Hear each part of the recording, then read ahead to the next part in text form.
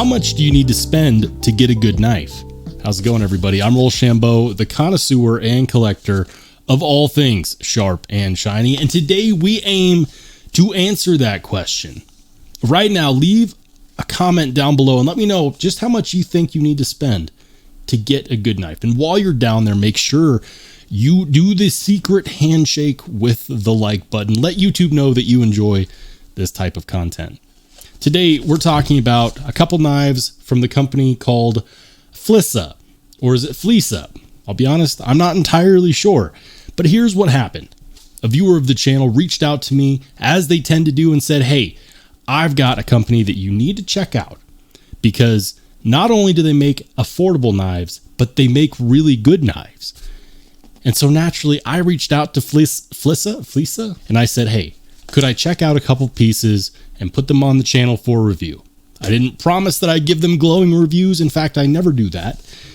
And so we're going to be objective. We're going to remain objective to give you the goods that you need to decide how much you actually need to spend to get a good knife. You see, these knives are not only under $50, the two of them together don't even cost $50. Are they worth it? Let's find out.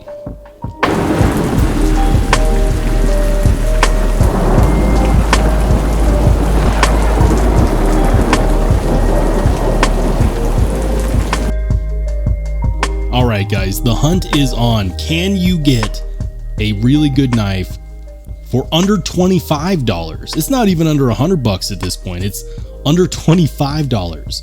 This knife costs just shy of 25 bucks, and this one costs about 12 bucks. So altogether, both of these knives don't even equal 50 bucks. And the question needs to be answered. How low can you go and still get quality? And do these make the mark? Well, let's talk about it. Today, I'm going to talk about the good, the bad, what I like, what I don't like, and then we will let you make up your own mind. And please do let me know in the comment section down below what you think by the end of this video. First and foremost, this is not super heavy duty packaging. This is plain Jane brown cardboard box. I don't actually mind this. I really don't, especially at this price point. You know, when you spend as little as, 20, 25 bucks for a knife, or in this case, 12 bucks, I'm okay with more simple packaging. I don't need a pouch. I don't need all of that. What I really want is a good quality piece. And so we'll start with this one. Now, this one does not have a model name. I'm not even necessarily sure if it has a model number, but if it did, it would be this guy right up here, the F014042A. Shout out if you speak binary. Yeah. And it could also be this number right there. I'll be honest, I'm not sure. This is the 4 1/4 inch black G10 handle folding knife with lock. I'm glad to know that it has a lock. Let's pop it open and find out. On the inside, very simple. You get a thank you card from Flisa. And it says, simple design quality. Flisa adheres to Great Star's consistent, rigorous attitude and strictly controls. Okay, so from this, I can tell that this company is maybe an offshoot of Great Star. I haven't heard of them. I'm not entirely sure.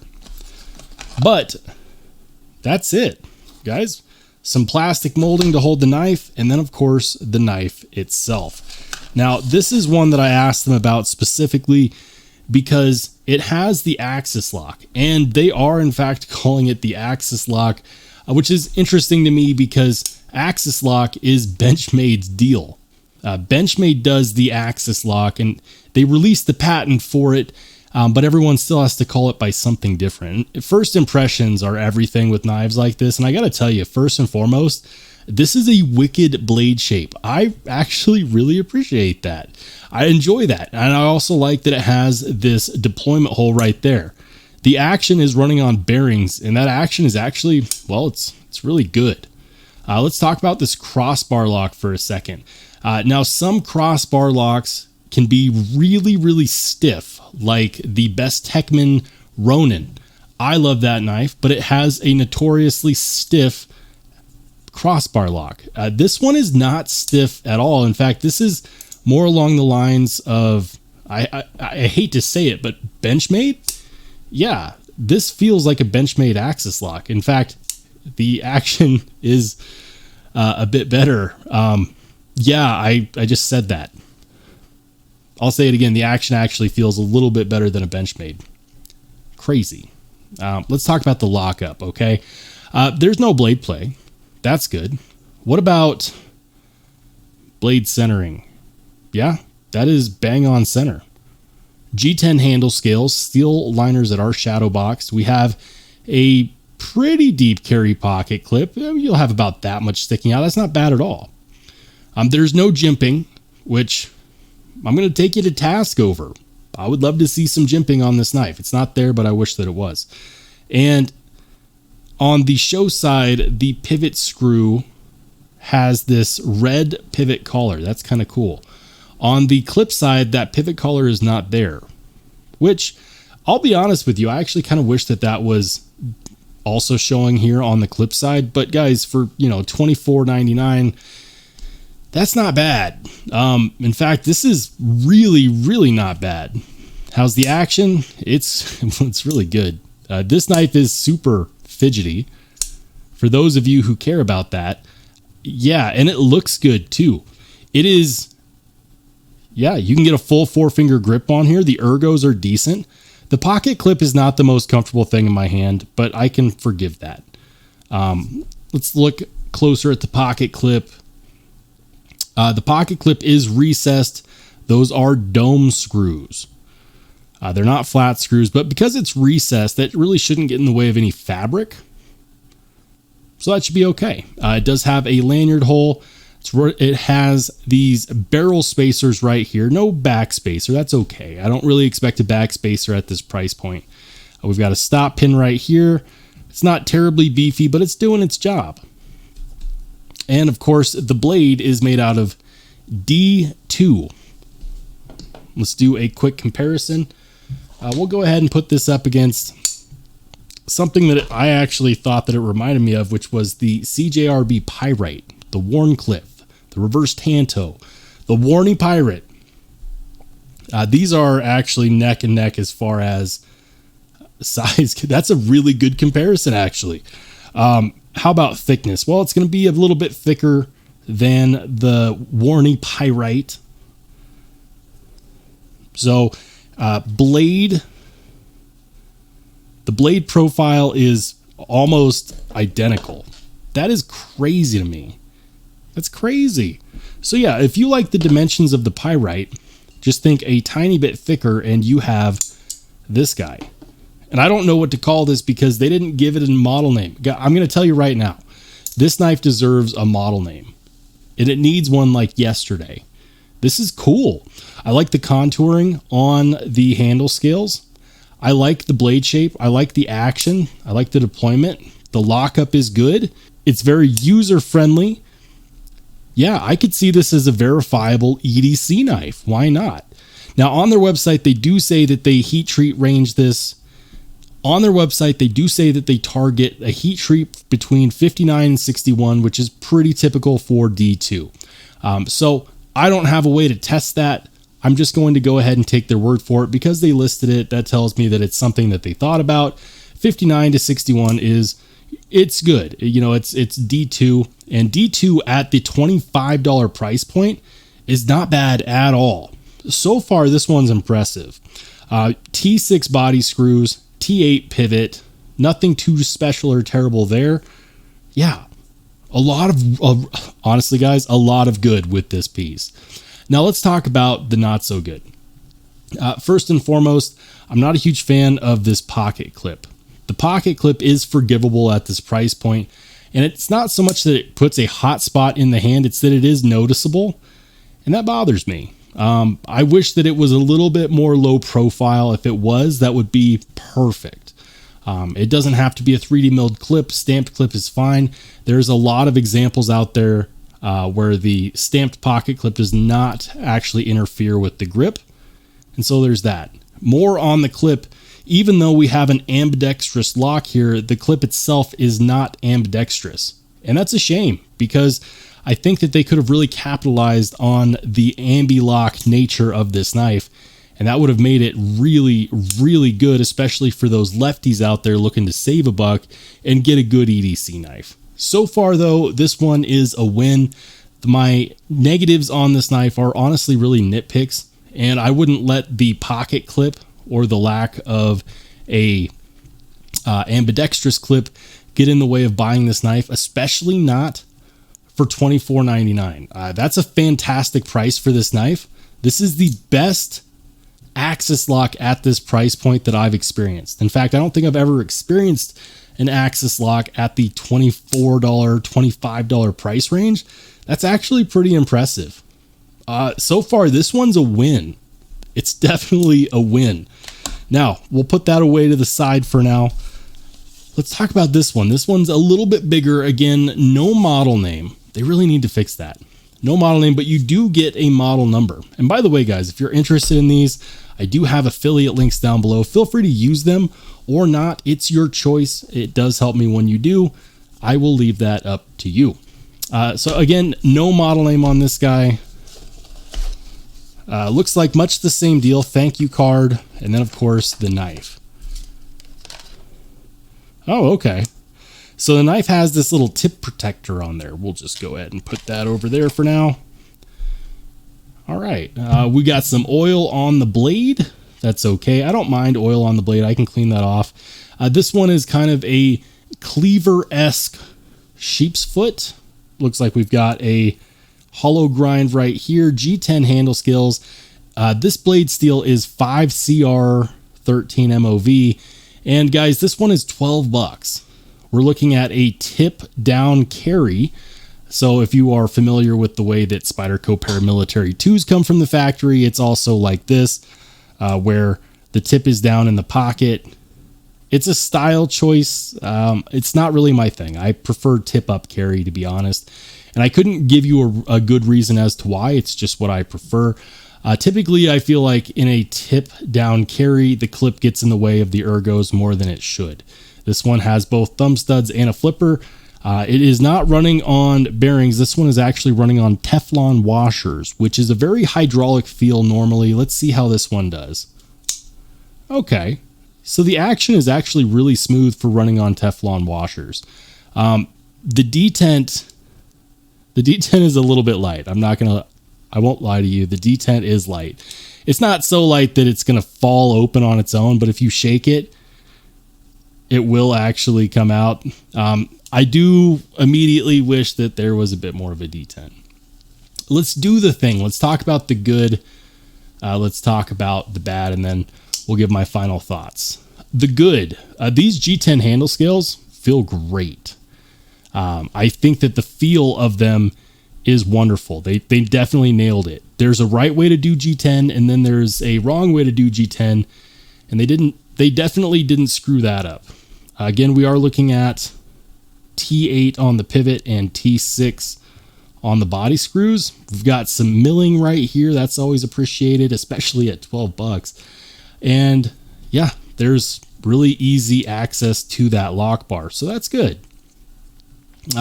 That's kind of where the good on this one is going to come to a halt. First thing that I've noticed is that this blade is way off centered.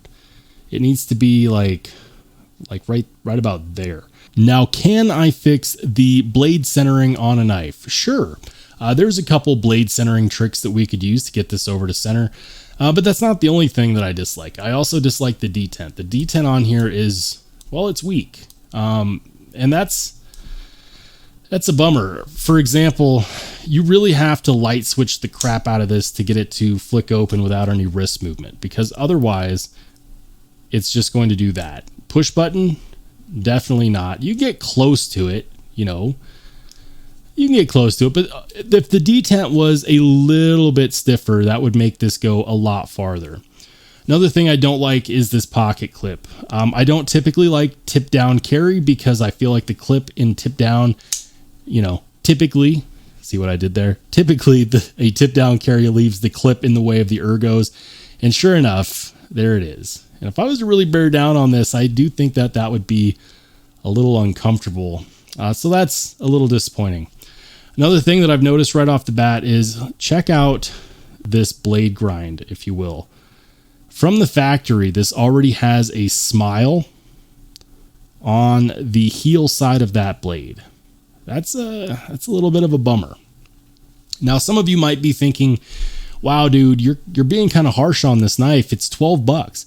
And it is $12, guys. But at the $12 price point, the question you really have to ask is, do you need to spend only $12?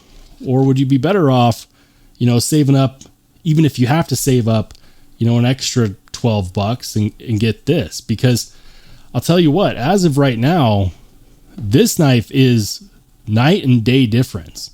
It is much better. This is a steal at $24.99. I would buy this at $24.99 all day. I think that this is fantastic.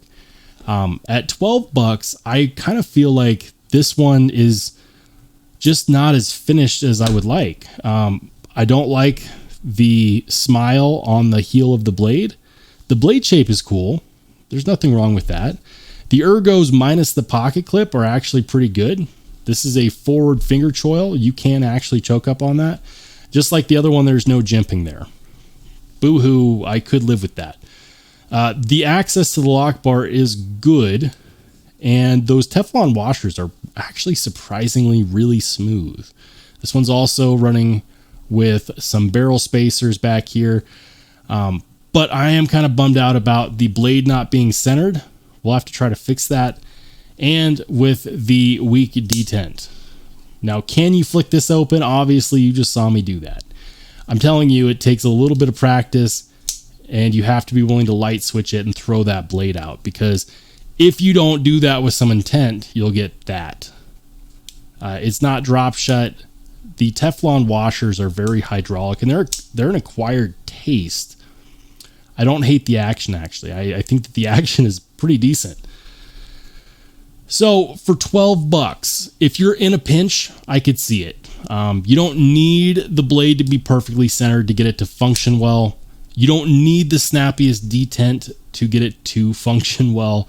5CR13 is not my favorite steel ever, but at $12, it's kind of hard to argue with the steel choice. If you're only spending, $12, chances are you're not really looking for the highest edge retention steel known to mankind.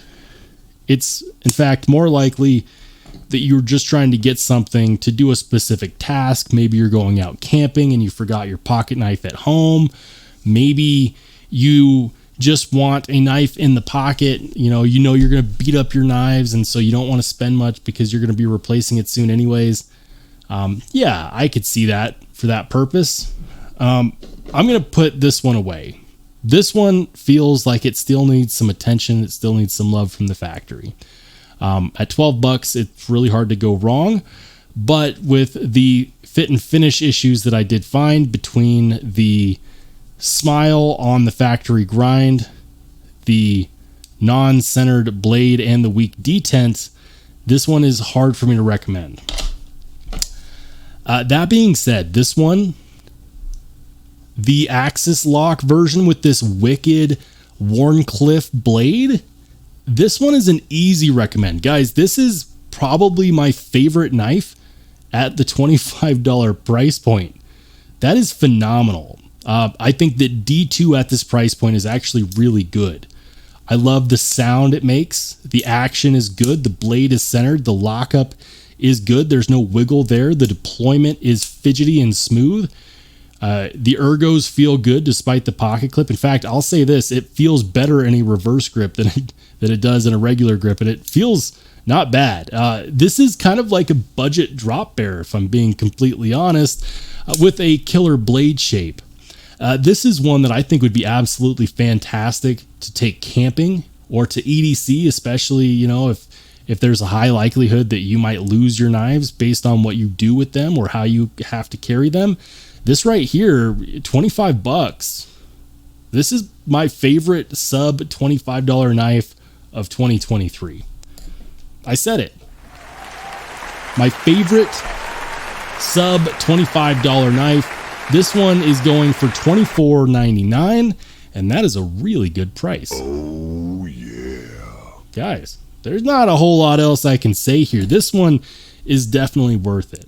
So what did we find out today? How much do you have to spend to get a good knife? And well, the answer is, at least with Flissa, $25. Now, they do make this exact same knife with a liner lock if you prefer a liner lock, and that one is about $21.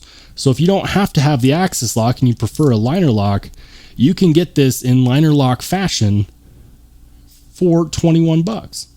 That's a hell of a deal. I'm actually really excited about this knife. We found out, we did the limbo, the budget limbo, how low can you go?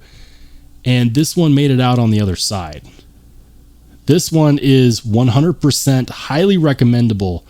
And if you're looking for a really nifty, neat pocket knife that's not going to break the bank, make sure you check out the pinned comment down below.